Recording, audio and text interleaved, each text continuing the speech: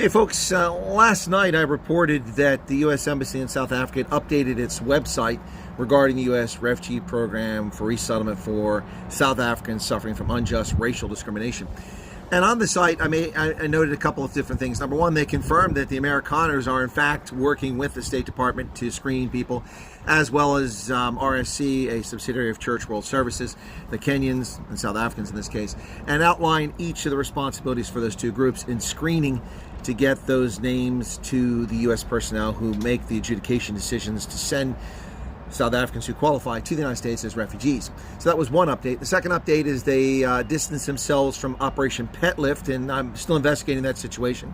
I have spoken to Morgan in Wyoming, and I'll talk to her likely again later today to try to figure out what's going on with that situation. Also, Nicole contacted me from someone involved with that group at one point.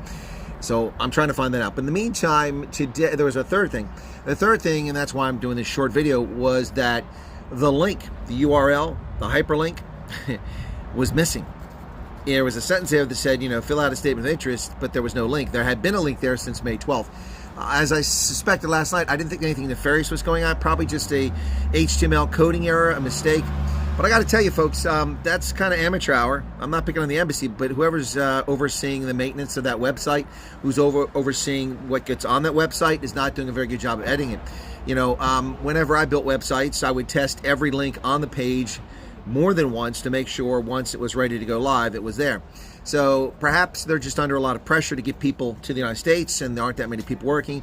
That might explain what's going on. But the bottom line is that nothing to freak out over. The link is there. If you want to fill out a statement of interest to go to the U.S., if you want to fill out a statement of interest to go to the U.S. as a refugee from South Africa, that link is back up. It's live. You can do it again. All right? So there you go, folks.